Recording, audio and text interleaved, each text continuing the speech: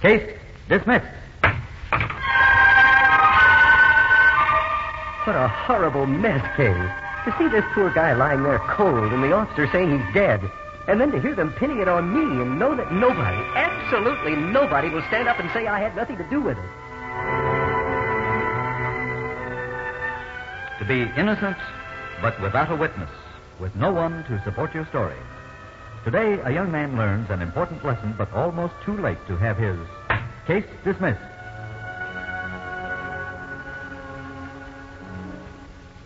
WMAQ, in cooperation with the Chicago Bar Association, presents Case Dismissed. This is the story of your legal rights, how vital to preserve and protect them, how easily they may be lost. Our story begins as lawyer Robert Jason talks before his Community Civics Club. Friends, I'm very happy your committee invited me to represent the legal profession in your series on morals in our modern society. It's a real privilege, but believe me, it's quite an assignment. I've decided to narrow our sights tonight to the subject of our responsibility to our fellow man as jurors and witnesses, which brings me to mind the prospective juryman who confided to the judge, "Your Honor, I couldn't possibly serve as a juror. One look at that fellow convinces me he's guilty." "Hear, hear," said the judge. "That's the district attorney." I'd like to talk first about your duty to serve as a witness. I'll tell you a real-life story. Only the name of my client has been changed to protect him from further embarrassment. It's just about this time a year ago. You're a young fellow named Larry Dexter, and you're on your way up with a first-class accounting firm. You've spent several days at home nursing a bad spring cold. Then you're back in good shape and all set to return to work. Unfortunately, that date has a big circle around it on your calendar. Yes, you're an avid sports fan, and this is the opening day of the baseball season. So where are you on this balmy April afternoon? At the office? Oh, no. Yes, you yield to temptation. You go to the ball game. It's a good day for the home team, and finally you leave the ballpark mighty happy about the 1954 prospects. You walk several blocks to a residential section, where you normally park your car at ball games. It's away from the crush of fans and fenders. Just before you get there, you pause for a light to change. Finally, it tells you to walk. Out of the corner of your eye, you see some daredevil pedestrian start out across the other intersection, against the light. Now, there's a fool, you tell yourself. You see him make a dash for it, and you lend a hand, of course, as much as you can. In a matter of moments, a crowd that didn't exist before has collected from everywhere. A doctor takes over with the injured man. A badly frightened young driver is trying to be helpful. About this time, somebody shows up with a camera and starts taking pictures he thinks may sell to an insurance company. That starts you thinking. Let's stay out of any photos. Aren't you supposed to be at home, recuperating from that cold? What would the boss think? What are you doing near the ballpark, Larry? You better go along home now before you get involved. You've done all you can. You've done your duty. You tell your wife, Kay, about the foolish pedestrian crossing against the traffic light. Then you read about the accident in the next morning's newspaper. After that, it leaves your mind for several weeks, until your wife reads you a notice from the Sunday Personal column. Accident at North Deacon Street and Elderberry Boulevard on Tuesday, April 20th at 5 p.m. Please contact Attorney Charles Fabian immediately. Well, you'd better offer yourself as a witness, dear. Are you kidding? Why, no. Why would I be kidding about that? Well, I guess you've forgotten I was supposed to be home in bed nursing a cold that day. A fine thing if I show up as a witness and the boss finds out I was at the ball game. Oh, but, darling, that's not the point. Look, here's a young man probably facing a trial and being falsely accused of running down another man. You can help him prove it's unjust that it wasn't his fault. Oh, so can a dozen others, Kay. Well, there weren't a lot of people around that corner, but there must have been plenty to prove his case. He doesn't need me. You're not going to be a witness? Of course not. Well, you're not really as unfeeling as you make out, of course. You do think about the possibilities.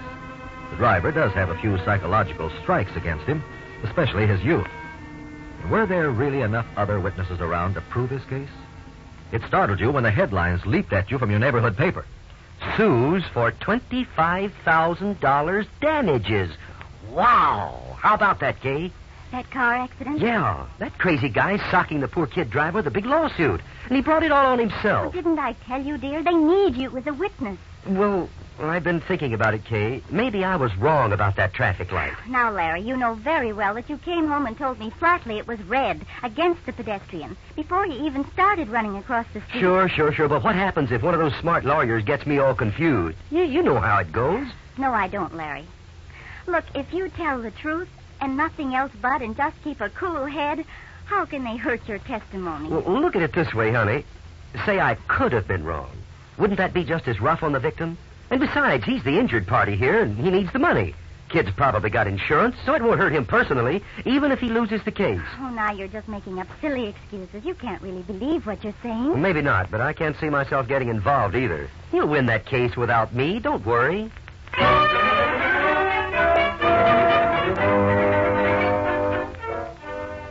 Larry, that accident case is coming up in court next Monday. Aren't you going to reconsider? Look, hon, if it's Monday, it's absolutely out of the question, even if I wanted to be a witness. The company's sending me to Omaha on Monday. The whole week you're in Omaha, you keep wondering how the case turned out. Let's face it, you have a guilty feeling in the pit of your stomach. You try to find some details in the local newspapers, but there's nothing. Then you're back home again, and when you inquire, you try to sound casual. Oh, by the way, honey, did you happen to hear how that accident case came out? Yes. Well, what happened? Well, the boy driver won his case. The other man didn't collect a cent. You see what I mean? See what? What I told you all along. Look, Kay, I don't want to be an I told you so, but didn't I say he'd get off the hook without any help from me? He didn't need me as a witness. Doesn't that prove it? Larry, I don't want to argue with you, but honestly, I don't think it proves a thing. Well, friends, Larry Dexter's losing bout with his conscience doesn't point much of a moral yet. But there's a second chapter to the story. We've learned one thing, though. Larry may be a great sport when it comes to baseball, but he's a poor one in the game of life. A couple of months later, we pick him up as he leaves Wrigley Field after a bitter battle between the Cubs and their Milwaukee cousins, the Braves. This time, you make your way to your favorite parking spot without event. You drive a short distance, and then, because it was a long doubleheader, the pangs of hunger strike you in a rather large way. You decide to stop at a familiar little bar and grill for a hamburger and coffee. The place is practically deserted. 2 customers are sitting at the bar. The bartender is doing verbal battle with one of them. Just the same, mister. The less I see you around here, the better it's going to be. Look, it'll be a cold day when I take orders from an ordinary bartender. I happen to own this place, chum. I can keep you out of here. Yeah, well, maybe you'd like to try putting me out right now. Forget it, Frank. Can't we talk business before I have to head back for Milwaukee? That depends if Big Stoop here will shut up for a while. You better shut up yourself, mister. Step outside and let's settle this, Muscles. Oh, be quiet. Now be quiet. Finally, you catch the bartender's eye, and he leaves his private scrap and comes over to your table to take your order. What seems to be the matter over there? Oh, just some smart character looking for trouble. What can I get you? Couple of hamburgers and coffee. Cream? Yeah. Okay, coming right up. The bartender owner turns out to be the chief cook, too. He disappears into the kitchen, and you idly eavesdrop on the pair at the bar. 2 very different types. I wish you'd have a drink, Harris. No, thanks. I've got to get back to Milwaukee. Anything wrong with my company? Why, no, not at all, only, well, I just don't drink. Well, why the grand rush back to Milwaukee? Well, my wife and I, we've got a date with some friends. I should be back there by 8 at least. I sure wish you could give me some idea about that artwork before I leave, though. No, sure, Harris. I'm sorry, but you're out of luck on this contract. You're giving it to somebody else? We already gave it, my friend. Oh, but you gave me the impression... Look, I don't care what impression you got. The deal's set. Now, we'll be glad to see your stuff for the next campaign, but that won't be till August. Next August. Thanks a lot. Well... Sorry you have to leave so soon, pal. Be glad to buy you a drink. No, thanks. See you again one of these days. Yeah, fine. Oh, and thanks for treating me to the ball game, Harris. Forget it. Well, goodbye. So long. So long, sucker. You can't help but get a few private notions about this lone character at the bar. But you forget them as the combination bartender-chef brings your hamburgers and coffee. He goes back behind the bar and starts washing dishes. But the customer has other ideas. So you're the guy who thinks you can put me out of here, huh? Oh, why don't you be nice and quiet, mister? I'm not looking for any trouble. What's the matter? Turning yellow? Backing down, big stoop? Look, John the cop comes by almost any time now. You want me to call him in here and have you taken out? I thought you were the guy who could bounce me. What's the matter? Lose your nerve? Oh, now why don't you go somewhere else? You don't like it here anyway. Sure, I like it here, stupid. Get me another drink. No more. What? I said no more. Get your hands out of that dishwater and get me a drink right now. Now, look, mister. Here, take my glass. Hey! Oh, cut my hand, will you? I'm coming around Don't there. you throw that dish at me. Oh! Nice shot, stupid. You just smashed your own front window. Yeah, well, now I'm going to smash you, Yeah, mister. stay back of that. I warned you. Cut it out, you guys. Stay away from here. Get right out of here, mister. Hey, get back, you guys. Cut it out. Shut up. Break this up. Here, mister. I show this. No, you don't. Put that ashtray down. Let me have that. Break it up. Now, stop it. Well, hope you're satisfied. Bartender's out cold. Yeah, they really must have poked him. You mean you're really quite a troublemaker? What's the big idea of trying to cloud him with this big ashtray? Lucky I grabbed it. You'd have split his skull. He's kind of quiet, isn't he? Yeah. Let's see. Yeah, awful quiet. I don't like this. I think his head struck the metal table leg when he went down. What do you think we better do? Get some water. Maybe that'll bring him around. Yeah, okay. Hey, not out in the kitchen. What's the matter with that guy? You'd get that water behind the bar? Holy smoke. This fellow is really out like a light. What's going on in here? Who broke that front window? Oh, officer, forget the window. There's a man pretty seriously hurt here, I think. Some character hit him. The guy's out in the kitchen getting some water. I see. There's nobody out here. No, but... Oh, you're kidding, officer. No, but somebody is. Let's have a look at Barney. He sure isn't coming out of this very fast. No. Well, mister, Barney's not going to come out of this one at all. What do you mean? Barney's dead. No. What were you doing with that ashtray? Me? What? Why, I took it away from this other guy. He was going to clout the bartender with it. It was off your table, wasn't it? Sure. What were they doing fighting over near your table? Well, it just happened. Where was this other man sitting? Right up there at the bar. He's been wrangling with the bartender for nearly half an hour. Where's his glass on the bar? Why, I don't know. Oh, sure. He threw it into the dishwater. That's what made the bartender blow his top. Uh-huh. Well, where's this man now? I told you, officer. He went out to the kitchen. He must have run right out the back door. I don't know. Why'd you do it, mister? What? I? Officer, you're making a mistake. I was just sitting here eating a hamburger and minding my own business when this row broke loose, practically on top of me. Okay. All I know is I walk in and I see a man holding a big ashtray, bending over a dead man with a welt on his head. There's nobody else in the place. But there was. I don't know where you're going to get him, mister. But if I were you, I'd start collecting my witnesses. Witnesses. How that word would haunt you through the coming days. The next 24 hours are nightmare enough. You're taken to the police station and booked for manslaughter. At this point, your wife calls me to be your counsel. You appear in municipal court where bail is set at $20,000. This your company raises for you. Your case is presented to the grand jury. You're innocent, yet you have no witnesses.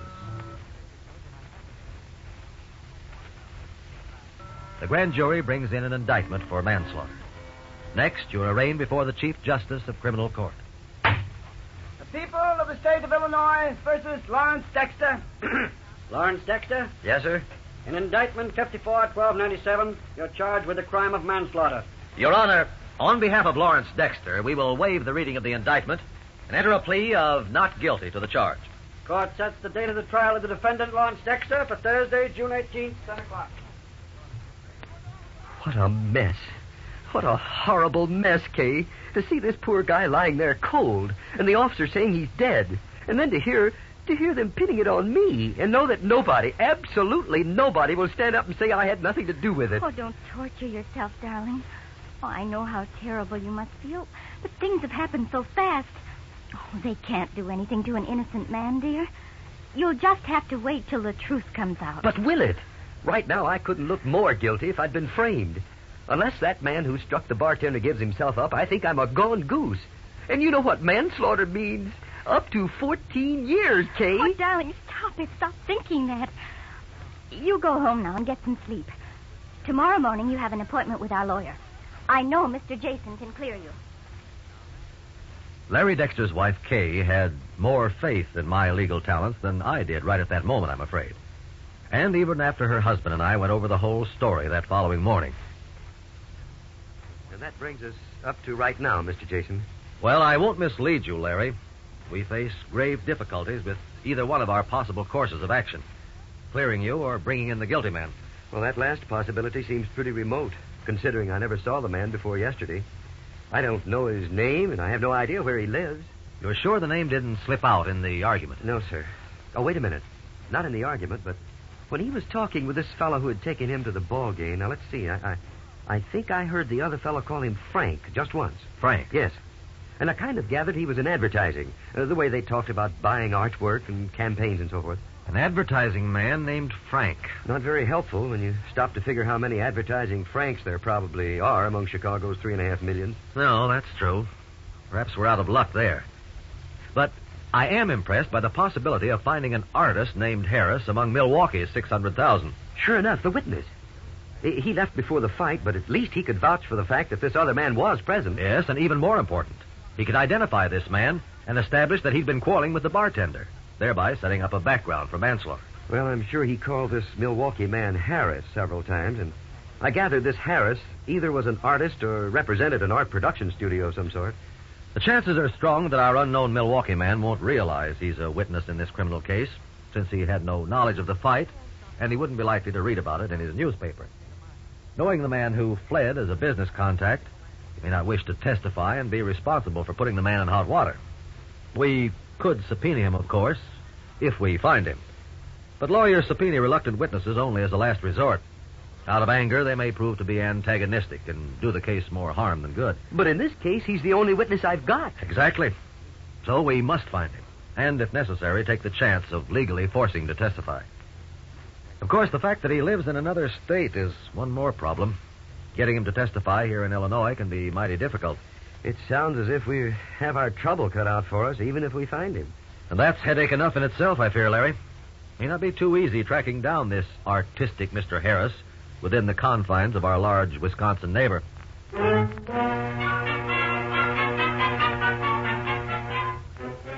It isn't easy. I go to Milwaukee the following day. I check the classified phone book and telephone all the commercial art studios. I even find 3 or 4 Harrises. I go and talk with each of them, but none qualifies as our missing witness. I return to my telephone and start all over again. The Milwaukee Advertising Club. Any members named Harris? Artist? Oh, yes, I've already talked to him. Any others? I see. Well, thank you very much. Calls to the advertising agencies, the newspaper art departments, the artist clubs and organizations, the art schools and departments. Finally, I run out of ideas, except the big idea, the real telephone marathon. Calling all the Harrises in the Milwaukee telephone book, all the names from A to Z. And then, finally, it's all over, and our witness is still missing. Meanwhile, you and your wife are badly frightened as the date for your trial looms closer. I just phoned the police again, honey. Nothing new? Nothing. They sound like I'm kidding when I ask if the man's turned himself in. Oh, maybe you're just imagining that, dear. I'm not imagining the day of my trial. You know, I'm beginning to believe in retribution, all right. Retribution? Well, somebody else could have used an extra witness not so long ago, and I let him down. Now I need just one. Oh, don't think of it that way, darling. You didn't mean any harm. What's that about pay him in his own coin? My coins are sure coming back to me. If I ever get another chance, I'll get it. Larry Dexter. This is Robert Jason, Larry. Oh, have you found him? No, I'm sorry to say I haven't. Oh. The way things are going up in Milwaukee, I may have to ask for a continuance on the trial date. Can you do that? Oh, yes, but we can't delay forever. I received no response from either newspaper advertisement so far, but I've gotten excellent help from both newspapers. In fact, they're going to run human interest news stories telling the background of your case and the urgent need for the witness. Say, that's terrific cooperation. It could be the answer to our problem, if the witness is willing to appear. If not. Well, let's not consider that right now. What I want you to think about is whether the name you heard might be something similar to Harris, but not exactly. Now, do you recall anything different about the pronunciation? No. I'm pretty sure he pronounced it just plain Harris. You know, like Harris Tweed. Harris Tweed. Wait a minute. We've been overlooking something. A strong possibility. What's that, Mr. Jason? That Harris is his first name. Brother. But you can't call everybody in Milwaukee with the first name of Harris. No, but I can cover a lot of old ground with this new possibility. Just keep your fingers crossed, Larry. I'll call you tomorrow or tonight if something breaks.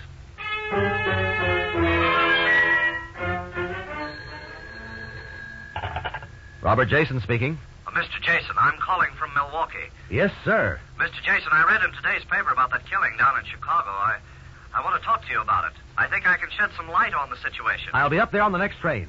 What's your name, sir? Chandler. Chandler? Yes, sir. Harris Chandler.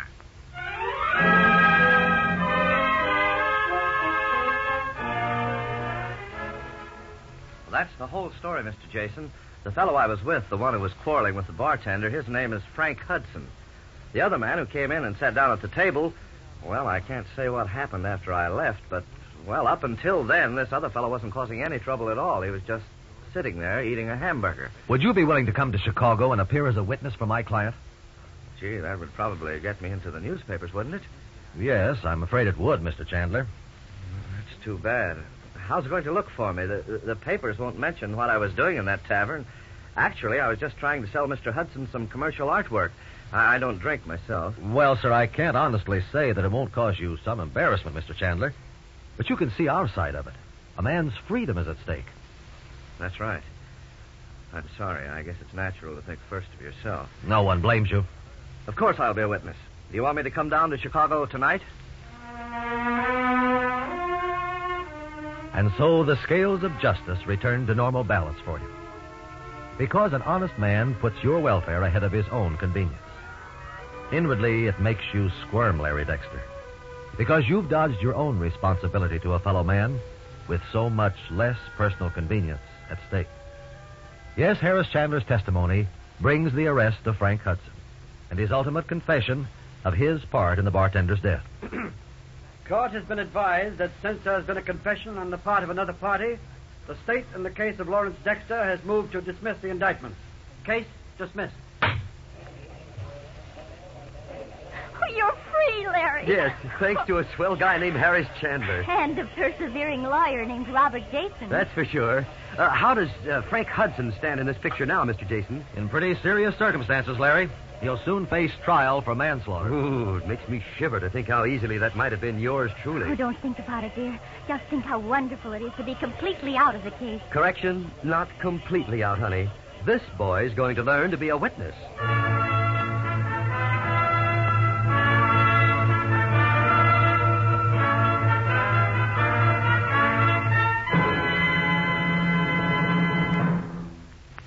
Here to summarize today's case dismissed is your counselor, Dean John C. Fitzgerald of the Loyola University Law School. Dean Fitzgerald. The duty to act as a witness and to serve on a jury is not a duty merely to one's government, but also to one's fellow man. In tonight's story, Larry Dexter learned that lesson the hard way. Unfortunately, there is a widespread tendency to shirk these two civic responsibilities. Those who dodge jury service or avoid appearance as a witness usually do so in the belief that they cannot spare the time and that someone else can do the job just as well. It is your duty to act as a witness, for your own sake as a citizen, for the sake of your fellow man, and for the sake of your government. There are very few civic functions that you are called upon to do in an official or seemingly official way. This is one of them. It's not only an obligation, but an interesting and educational experience. The help to your fellow man is beyond description, as Larry Dexter learned, but probably the most important aspect of your service is the strength you give to a bulwark of one of our cherished institutions, our courts. In times such as these, when much of the rest of the world offers concrete examples of the horrors perpetrated on people by mock trials, we must be vigilant to see that our system is strengthened and kept vital. The faithful discharge of our duty to act as a juror or witness to keep our courts strong and prevent injustice to anyone is a very small price to pay for the benefits of our constitutional system. As always, I must remind you that the legal points in tonight's story are based on Illinois law and may not apply in your state. May I point out, too, that the facts in your situation will probably differ from the facts presented in this story, and this difference in the facts may change the application of the law. Next week, WMAQ and the Chicago Bar Association will consider some of your legal rights in operating a small business on Case Dismissed. Until then, this is your counselor, Dean John C. Fitzgerald, wishing for each of you a good night, good luck, and good laws. Case dismissed.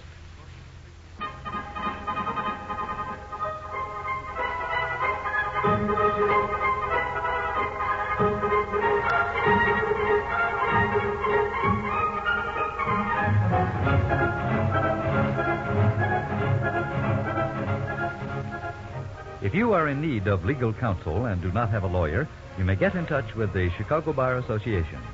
The association maintains, as a public service, a lawyer reference plan which will refer you to an attorney. Case Dismissed is written by Robert Carmen and is based on information supplied by the Chicago Bar Association and its lawyer members. All characters were fictitious. Any resemblance to any person living or dead is purely coincidental. Members of the cast were Burl Vaughn, Carlton Cadell, Marshall Kent, Jack Lester, Claire Baum, and Gil Ferguson. Case Dismissed is produced by Betty Ross. Direction by Herbert Lateau. Musical effects were transcribed. Sound by Tom Evans. Engineering by Harold Whittaberry. And this is Lee Bennett speaking, inviting you to return next Saturday at this same time when we'll bring you a story about some legal rights involved in small business problems on Case Dismissed.